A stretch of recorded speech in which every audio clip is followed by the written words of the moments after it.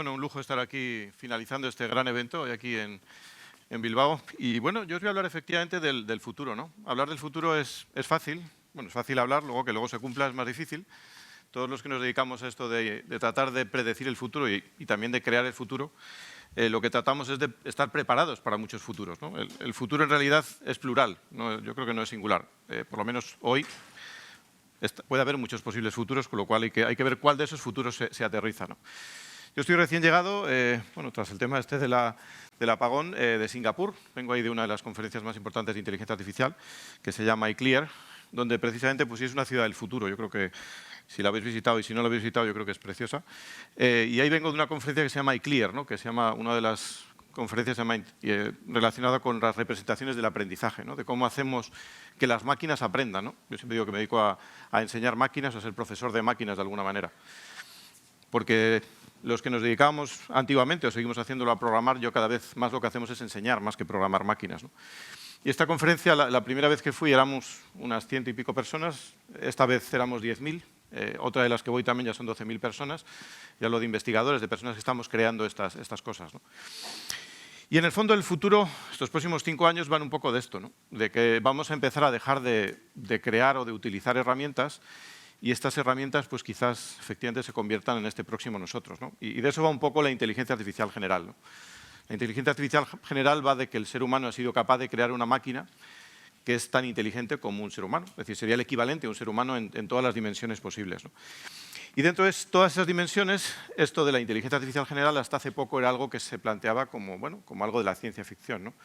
De hecho, en estas conferencias, de la que estoy recién llegado, era un tema tabú, no se hablaba para nada de esto. Durante los últimos 2 años ya sí que se empieza a hablar y lo podemos ver, por supuesto, en los medios. Como muchas de las predicciones hablan de que en estos próximos 2, 3, 4, 5 años es algo que es muy probable que suceda. Da igual el periódico o a quien mires, o Demis Hassabis, el premio Nobel también, y cofundador de DeepMind, una de las grandes empresas de esta disciplina, pues todos hablan de estas fechas, ¿no? Si me hubieseis preguntado a mí mismo hace 5 o 10 años, os hubiese dicho que faltarían 15 o 20 años, ¿no? Si me preguntáis hoy, os diré que desde un punto de vista puramente técnico es muy probable que sí, que en estos 5 años lleguemos, ¿no? Digo muy probable porque efectivamente puede haber un cataclisma de proporciones bíblicas, la tecnología se acabe y efectivamente no sea factible, ¿no? Hablando con personas te dicen que, bueno, que siempre que puedas desenchufar a la máquina se acabará la inteligencia artificial, ¿no? Bueno, de momento parece que, salvo que pasen muchas cosas como las de ayer, no vamos por esa disciplina, ¿no? Y efectivamente esta inteligencia de alguna manera tiene que empezar a conquistar el mundo físico, ¿no? Parte de la inteligencia humana está relacionada con cómo somos capaces de comprender el mundo en el que vivimos, nuestro entorno, ¿no? Un entorno que, por cierto, es hostil, aunque parezca que lo controlamos, no es tanto, ¿no? Y por eso he acuñado este acrónimo que se llama IAGI en inglés, que se llama Inteligencia Artificial General con Cuerpo, ¿no? Y es el título también de mi último libro, porque este tipo de robots que veis aquí pues ya los estamos empezando a ver, ¿no? Y por eso mi cuarto libro va un poco de eso, ¿no? De cuáles son esas dimensiones que nos acercan y nos alejan de las máquinas y cómo podemos tratar de ver una perspectiva científica de todo esto, ¿no? Y lo que he diseñado, lo que he empezado a crear es este concepto de la artificiología. Es una palabra que acuño yo en español, en inglés se había utilizado en otros casos, y con una plataforma también donde trato de explorar pues, diferentes métricas, ¿no? El concepto lo lanzo en septiembre del año pasado, me piden inaugurar una conferencia que se llama en Ars Electronica Festival, en Lynch, donde hablo un poco de este concepto, ¿no? El concepto de cómo las máquinas de alguna manera empiezan a ser capaces de entender lo que sucede detrás de un ser humano. Y los seres humanos pues empezamos a ser tecnoantropólogos de alguna manera, ¿no? Es decir, la antropología estudia evidentemente al ser humano y en este caso la artificiología sería el equivalente de estos seres artificiales pues, que algún día serán quizás conscientes, ¿no? Y bueno, trata muchos de estos temas, es decir, serán capaces de generar conocimiento estas máquinas. El conocimiento humano, como también exploro en mi anterior libro, El fin del conocimiento, estamos empezando a delegarlo a las máquinas, pero estamos en un proceso en el que las máquinas también empiezan a generar su propio conocimiento, ¿no? Y eso pues tiene muchas implicaciones, ¿no? Efectivamente, tendrán conciencia. Bueno, ¿qué es la conciencia humana? No tenemos tampoco muy claro eso, pero dentro de estas dimensiones que creo en la artificiología, algunas están relacionadas con medir estos parámetros de conciencia, ¿no? Ahora mismo están en torno a un 6% y, bueno, como os digo, no es fácil definir todos estos patrones, ¿no? ¿Serán capaces de mejorar a sí mismos? Pues, bueno, es otra de esas partes. Es decir, el ser humano aprendemos y crecemos gracias a poder cambiarnos física y mentalmente, ¿no? Y, por supuesto, ¿qué va a suponer todas estas coexistencias en este tipo de sociedades, ¿no? Crearán sociedades distintas, crearán culturas distintas a las humanas son preguntas que por ahora son preguntas y algún día pues habrá que ver si se materializan y cómo lo hacemos, ¿no?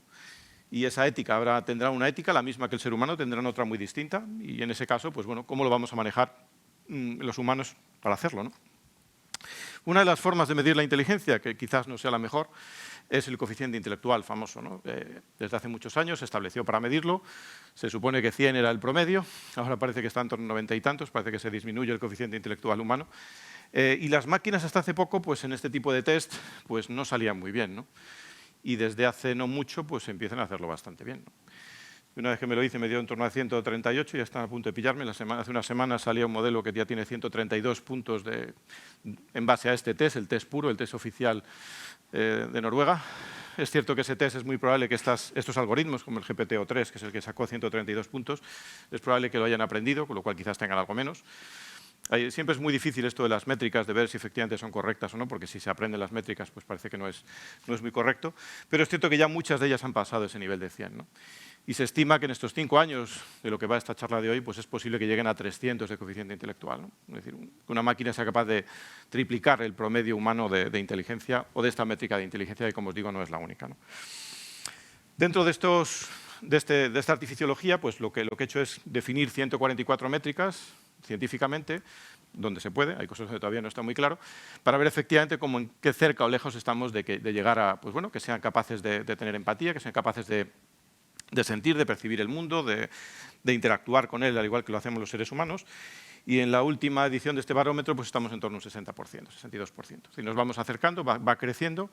Hay cosas que cuando cambian los modelos, pues evidentemente mejoran. Puede ser que empeoren también, porque igual estábamos midiendo mal algunas cosas, con lo cual no siempre tiene por qué crecer, pero por ahora va creciendo bastante, ¿no? Y bueno, ¿qué cosas es posible que veamos en estos 5 años? Pues bueno, las rombas ya las vemos y quizás pues, no tardando pues, veamos cosas de este tipo, ¿no? Es decir, uno de los factores importantes es la llamada robótica humanoide, y efectivamente, gracias a estas técnicas que habéis visto en esta mañana, pues bueno, estos vídeos que hoy son imaginados, donde vemos estos robots humanoides, que algunos yo ya llevo tiempo viéndolos físicamente, no tan avanzados como este, pero parecidos, pues sí que empiezan a integrarse en nuestras sociedades, ¿no? Eso será el 2030, esto ya es la realidad de hoy. Esta es una empresa americana que fabrica este tipo de robots humanoides, todavía limitados, pero que efectivamente ya está haciendo cosas en casa, ¿no? Es decir, uno de los usos será tener robots de este tipo en casa, pues haciendo ciertas tareas domésticas, porque efectivamente dotar de manos, de brazos, de interactuar en un mundo complejo como es el mundo físico, a estas máquinas pues puede permitir que hagan este tipo de cosas, ¿no? Esto no es ciencia ficción, esto ya existe, este no es barato, pero esto técnicamente ya es factible tenerlo en casa, entre comillas, ¿no? Esto sí es de nuevo ciencia ficción, por ahora, el 2030 quizás bueno, sean capaces de hacer muchas más cosas con esa destreza que podemos ver aquí. Por supuesto, también ya, volviendo de nuevo al presente, hay otras empresas, esta de nuevo americana, que también trabaja este tipo de robots humanoides, ¿no? Y hay en torno a unas 50, 60 empresas trabajando con robots completos, muchos más trabajando en piezas o en trozos de estos robots. Esta es otra de ellas también, que le tenéis ahí pues, recogiendo las cosas de la compra, etc. Y bueno, por supuesto, ahí veremos muchos usos, pero los usos domésticos, pues bueno, quizás tengan mucho sentido, ¿no? Es decir, cuando hablamos de que estos robots se reduzca su precio drásticamente, el que veíais al principio corriendo cuesta en torno a $14.000 en China, bueno, quizás con los aranceles sea un poco más caro, y efectivamente, bueno, todavía no tiene estas capacidades, todas estas capacidades, pero poco a poco irán teniéndolas, ¿no?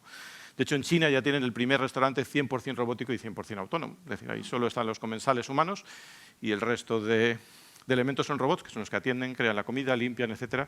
Y esto ya es realidad, esto es cosas que ya están sucediendo, ¿no? Como veis, os entremezclo donde es posible ciencia ficción y ciencia real.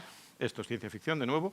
Quizás efectivamente sean capaces de hacer cosas que si no tienes manos, si no tienes una percepción visual, una percepción sensorial mucho más compleja, pues no seas capaz de hacer, ¿no? Como esta o como muchas otras cosas, ¿no? El coche autoconducido, yo lo he utilizado muchas veces en San Francisco y otros sitios, pues efectivamente quizás vaya con un robot humanoide en vez de con otros sistemas para incluir toda esa sensórica necesaria para hacer este tipo de interactuaciones, ¿no? Y bueno, y como veis, van 3 en el asiento adelante, no sé si es que las IAs todavía les cuesta un poco entender algunos aspectos de la realidad humana, quizás en las escuelas, es decir, hoy por hoy no tenemos suficientes profesores, tenemos más alumnos que profesores. y esa unicidad humana que se supone con la que todos nacemos y que muchas veces se hace clones, nos hacen clones porque no hay suficientes profesores, pues quizás sea posible, ¿no? O incluso en una universidad, como está aquí este otro, quizás sea una forma también de interactuar y de enseñar mejor a los seres humanos, ¿no? Hoy es algo así, no llega tanto, todavía nos encontramos con robots más sencillos, pero sí que se empiezan a ver en algunas clases, en algunos lugares, ¿no? La medicina, pues bueno, tampoco de nuevo no tenemos suficientes profesionales de la medicina como nos gustaría. Hay muchos países donde hay un especialista por 100 y pico mil posibles pacientes. Y aquí, sin ninguna duda, pues estos doctores, bueno, que puedan, por supuesto, atender pacientes y hacer cosas en el mundo físico con ellos, es algo que vamos a empezar a ver cada vez más, ¿no? ¿Quién dice esto? Este es el fisioterapeuta que veis por aquí. Este es el mejor vídeo que salió, en el otro le rompía la pierna, pero bueno, este es el mejor que saqué de los vídeos que generó. Aquí se le pone mala cara, pero bueno, más o menos está bien, ¿no? De nuevo volvemos al presente. En China ya tienen este médico de cabecera, que es esa cabina que veis ahí, donde tú entras, le cuentas lo que te pasa y te da luego las medicinas, te vende las medicinas, con lo cual se empieza a acercar, ¿no? Este proceso de que efectivamente la medicina sea parte de la inteligencia artificial empieza a ser una realidad, ¿no? La primera operación 100% robótica de la historia de la humanidad también se ha producido ya. No fue 100% autónoma, todavía había doctores por detrás, pero bueno, no está muy lejos de lo que habéis visto en el slide anterior, ¿no?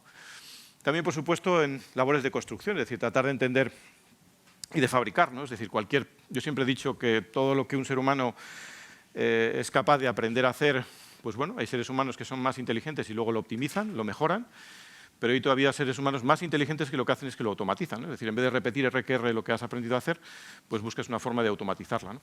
Este es el culpable del chispazo de ayer, ¿no? Quizás. Pero bueno, quizás en el futuro pues efectivamente lo arreglen de esta manera con sistemas de este tipo, ¿no? Y también, por supuesto, en el campo, es decir, hay muchos trabajos, quizás el campo es el lugar donde cada vez se ha reducido, o sea, el número de personas que trabajan en el campo humanas. En los últimos años ha habido una automatización bastante drástica de ese campo, ¿no?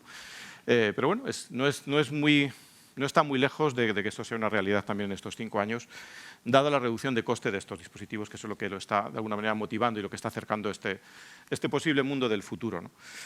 Bueno, el gran dilema del e-commerce o del comercio electrónico siempre ha sido efectivamente la entrega final, ¿no? Es decir, podemos producir mucho, sobre todo con China y otros sitios se fabrica muy fácil, pero luego hacer la entrega final siempre ha sido un limitante, ¿no? Es decir, podemos fabricar más de lo que somos capaces de enviar y recibir, ¿no? Y en este sentido, pues bueno, también, por supuesto, automatizar esta parte es algo que está encima de la mesa en este tipo de entornos, ¿no? Esto ya empieza a haber sistemas, estos son unos amigos en San Francisco que se llama Robi este dispositivo. Tú lo abres con el móvil y le dices dónde quiere ir y recoge la persona, con su móvil de nuevo lo abre y lo recoge, ¿no? Hay quien dice que en su barrio nunca llegaría, pero bueno, si depende del barrio por el que pase, eso es otro tema, ¿no? Pero bueno, con el robot humanoide quizás sería un poquito más complejo. Pero bueno, estas son cosas que ya empiezan a existir, ¿no? Es decir, por supuesto tenemos el concepto de la Maternet. Si Internet es la red de la información, la red de la materia, así lo establece una empresa que primero lo utiliza para llevar medicinas en África. Pero efectivamente ser capaz de transmitir materia de forma, bueno, con dispositivos digitales como estos, pues es una realidad que empieza a acercarse ya a lo que hemos visto antes, ¿no? Y el tenerlos en entornos como en tiendas y cosas de este tipo, el trasladar esa experiencia de compra del mundo digital al mundo físico, pues de nuevo con dispositivos como este chico aquí en una especie de Decathlon, pues también efectivamente quizás sea algo que veamos en estos próximos años, ¿no? Por supuesto, en el descubrimiento científico, es decir, ya hemos tenido casos de uso, hablábamos antes de Demis Hassabis de DeepMind y el premio Nobel se lo dieron precisamente por el uso de la inteligencia artificial para ese tipo de descubrimientos, ¿no? Con lo cual estos científicos que sean robots también, humanoides, ¿por qué no? Porque para ciertas cosas, efectivamente, pues la evolución parece que esto de las manos ha tenido su uso importante, pues es algo que empezaremos a ver en el futuro, ¿no? Esto quizás sea más polémico, ¿no? Este famoso Robocop que veíamos en las películas es algo que quizás tenga sentido en algunos lugares, ¿no? Es decir, crear dispositivos como estos, que luego quizás incluso sean los jueces, ¿no? Hemos visto muchas películas relacionadas con esto, pero todo el círculo completo de, efectivamente, de hacer preservar la ley es algo de que quizás algún día también con robots humanoides de este tipo empezaremos a ver en estos años, ¿no? ¿Y por qué no los deportes también, ¿no?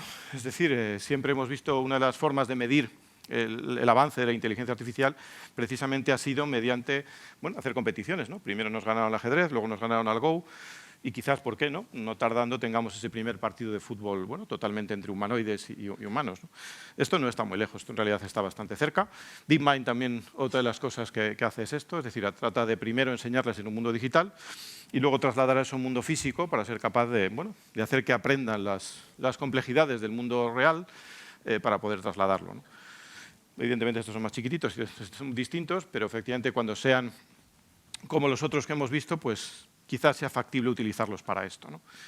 Y bueno, en deportes como este, quizás como el boxeo, como hemos visto aquí, pues no está tampoco lejos en el que los seres humanos se batan también con los robots de este tipo, ¿no? Esto de nuevo es futuro, pero esto es realidad. Este robot que veis antes al principio corriendo, pues aquí está, por ejemplo, aprendiendo a hacer ese tipo de gestos y bueno, un robot chiquito en realidad es una cosa así, tiene un metro 20, una cosa así. Y bueno, como veis, pues bueno, aquí sí que está siendo capaz de interactuar con ese ser humano, de haber aprendido en ese entorno. Hay que tener en cuenta que otro de los aspectos es que la cantidad de datos que tenemos para aprender en Internet se va limitando cada vez más. No es cierto que las grandes redes de lenguaje como ChatGPT, Claude y otras hayan aprendido con todo Internet, es una falacia, entre otras cosas porque todo Internet supone no solo el Internet público, sino todo el Internet privado, con lo cual no disponen de todo eso, pero es cierto que el Internet que trasciende, que es el físico, para eso los robots tienen que interactuar, ¿no? Y tener cada una de esas características, ¿no? Como veis, luego se cansó, este robot es el mismo robot, esto ha sido en Singapur ahí, le estaba hablando yo de mi libro, pero no conseguí que se despertase. Estaba cansado después de esa primera iteración, ¿no? Y bueno, también, ¿por qué no? La pelota vasca, ¿no? ¿Quién dice que no sean capaces algún día de jugar a este tipo de juego tan local, ¿no? Es decir, al final, si son capaces de aprender todo este tipo de interacciones, pues al final, ¿por qué no verlos también, por qué no, compitiendo con humanos, ¿no? ¿Hace bien el movimiento, no? Yo no sé jugar, ¿bien? ¿Lo veis bien? Bueno, ¿y por qué no explorar? Es decir, la exploración, bueno, es algo que siempre ha llevado al humano dentro y ¿por qué no también que empiecen a explorar, ¿no? Es el primer sitio donde hemos empezado a ver robots, ¿no? Robots en Marte, robots en la Luna, también en muchos otros sitios, y humanamente es una forma de trascender y de ser capaz de llevar digamos, la experiencia humana a otros lugares, ¿no? Y esta forma humanoide, pues por supuesto, permite interactuar, aunque sea teledirigidamente, con ciertos retrasos de tiempo, también esta capacidad de explorar creo que crecerá bastante, ¿no? Y luego la capacidad artística, ¿no? Es decir, ya nos encontramos en un momento en el que las máquinas han empezado a ser creativas, ¿no? En la jugada 34 de la partida de Go entre Lee Sedol, el campeón mundial de la época, y los algoritmos de DeepMind, fue quizás ese primer momento de creatividad pura de máquinas, ¿no? Ese partido lo vieron 300 millones de personas y en esa jugada hizo un movimiento que en todos los varios miles de años previos de Go nunca se había hecho. Y dicen que efectivamente quizás sea ese primer vestigio, ¿no? Pero ¿por qué no también crear arte de muchos otros tipos, como puede ser esta o, por supuesto, como muchas otras, ¿no?